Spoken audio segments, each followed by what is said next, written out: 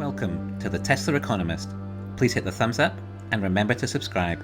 You can follow me on Twitter and talk to me on Patreon.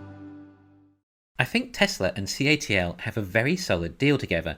They're two very complementary businesses for one another in the EV game. I thought I would explore what deal CATL and Tesla may have in China and how I would expect it might work based on economics, business and politics. Therefore, I will attempt to see what I think will happen in China for the foreseeable future, go through all the elements of the deal I can think of, and I will explain the advantages and disadvantages. So this somewhat stems from the new CATL battery fab that has recently started to supply batteries up the road from Tesla's Shanghai Gigafactory. Firstly, the fact we're witnessing run rates of the Model Y factory in Shanghai hitting annual run rates of nearly 1 million, added to that whatever the Model 3 factory is capable of, then the fact the CATL factory will be making enough batteries for around 1.3 million vehicles a year, around the potential Tesla China run rate, well, in my opinion, this is no coincidence. Tesla have been testing their potential Model Y run rate lately, and supposedly a new Model Y is coming out of the factory at rates of every 33 seconds. Tesla are making sure their production can hit a high enough run rate to match the CATL battery factory production, as Tesla are still very much battery constrained. Now, the largest battery manufacturer on the planet builds a big new battery factory near the EV factory that receives the most value from batteries compared to any other EV company on the planet. And this company also consumes the most batteries on the planet. I mean, really, how obvious is this? This CATL factory was built solely for Tesla's Shanghai vehicles. I mean, how could it not be? We're seeing that Tesla can reach run rates higher than CATL's capacity. Batteries are the main constraint. CATL has the most batteries. No other EV manufacturer, aside from Tesla, can order anything close to 80 gigawatt hours a year of batteries, extra to what they currently have. Yes, Tesla may use some of the batteries for energy, but I don't think so. I think the energy batteries will come from another CATL factory that still serves California, and those batteries will be sent to Fremont. This new CATL factory is not small. With an 80 gigawatt hour a year capacity, it's actually huge, and enough batteries for over 1 million EVs a year is a big deal, given that no manufacturer has yet to even make 1 million EVs in 1 year yet. The capacity from this new factory is enough batteries for more vehicles than Tesla produced just last year alone. This entire factory alone could just about result in doubling Tesla's production for 2022, without the new factories even producing anything. All of last year I was focused on what was happening in China, whilst the media followed FUD with the new factory delays.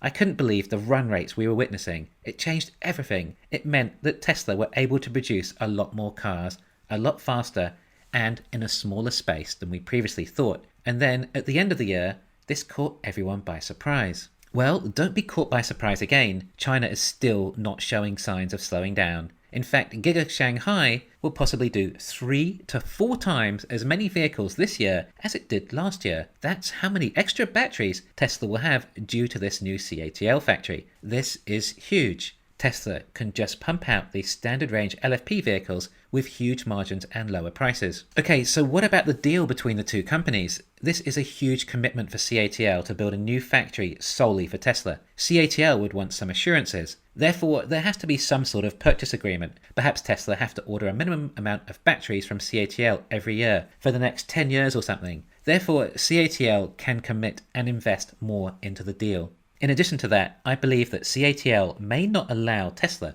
to manufacture any in-house batteries in China. This will make CATL feel a lot more comfortable with the arrangement, as CATL will somewhat be a monopoly to Tesla, at least for LFP batteries in China. The issue I see here is that perhaps it might make it harder for Tesla to sell the Compact with CATL's LFP batteries, and when the Compact Tesla is ready for volume production, then it may require Tesla's own batteries.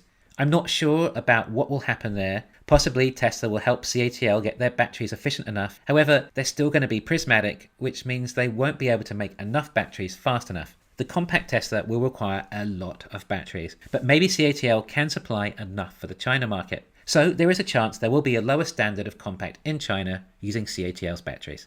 Anyway, it's good for the Chinese government too. They like the fact that Tesla are using Chinese battery companies with their cars. So Tesla basically make their Chinese vehicles in China, supplied by Chinese components, and then they sell these Teslas in China or Asia. CATL are happy, and the CCP are happy. Also, a lot more electric vehicles get made and a lot more Teslas get sold. I think this will be a good diplomatic relationship where each party gains. Also, Tesla would not have to worry so much about the Chinese trying to copy their battery technology or 4680 line if they weren't produced in China. We know EVs are a big market in China, so Tesla can serve that market with local battery suppliers, meaning Tesla are free to allocate their resources to other markets where Tesla need to make their own batteries. It's not that CATL are taking some of Tesla's vertical integration here. CATL are supplementing Tesla's battery supply. Yes, Tesla may be able to make 4680 batteries cheaper than they can buy CATL LFP batteries, but Tesla don't have enough 4680 batteries. All of CATL's batteries will simply further add to more Tesla sales, as they've created cars that would not have existed without CATL batteries. This new CATL factory is rumoured to have 80 gigawatt hour capacity of batteries, but this is just the start. This factory could also be expanded in a very short period of time too. In other words, CATL now have a money machine as they are injected into Tesla. CATL can keep making more and more batteries, and Tesla can ramp up more and more production. On top of that, Tesla can buy their batteries for energy too. We've seen how fast Tesla can manage to expand that Shanghai site already, and they haven't stopped yet either. Tesla's China operation is going to start looking more and more like a monopsony of CATL's batteries, which if Tesla is also consuming so much of, then that leaves fewer batteries available to the competition, aka the domestic Chinese EV market. Tesla can afford to pay that much more per battery. Imagine if you make a car that makes lots of profit and your competitors make cars that make losses. It's very easy to outbid them for batteries. I think that Shanghai will become this hub for CATL standard range vehicles. These will be the cheapest Teslas you can buy. I'm not sure they'll be available to all markets, but Asia will be the biggest market for them anyway. Tesla has got to get their cost down for that market by offering these lower range LFP vehicles. The market is probably large enough.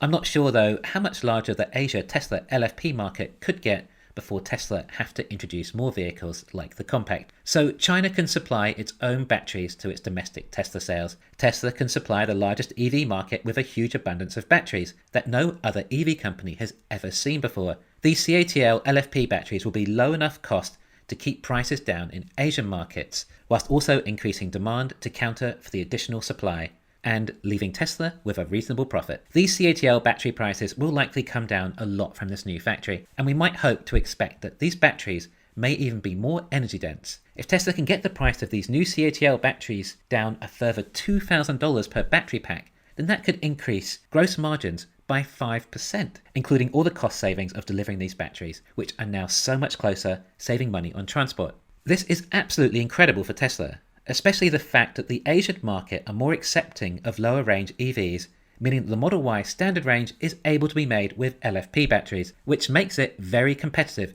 against any other SUV. The range should increase hopefully somewhat though, as CATL improve their batteries and Tesla improve their efficiencies.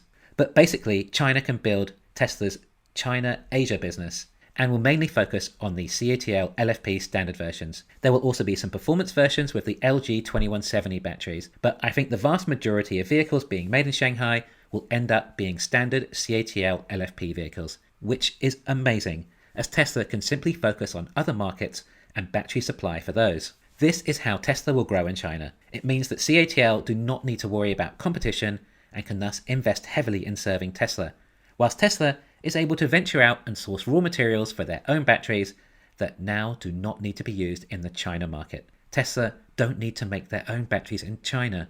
CATL has the ability to expand a lot more still. If CATL does that, it will in no way affect Tesla's 4680 battery supply, and likely not even Tesla's own in-house LFP battery supply. It will only mean there are more batteries available. One way to look at Tesla's Giga Shanghai factory is basically a factory that has the ability to turn out as many cars as batteries CATL can deliver. I'm just unsure as to whether Tesla would use CATL's batteries for their compact version or not. I think they will need longer range, more energy dense batteries if they were used for robotaxis, which would likely require Tesla's own in-house LFP batteries. It will be interesting to keep an eye on what CATL's new battery factory is up to, and whether they have plans for more expansion. It would be a good indicator on how large Tesla are planning to become in China. Thanks for listening. Please hit the thumbs up and subscribe. You can follow me on Twitter and talk to me on Patreon.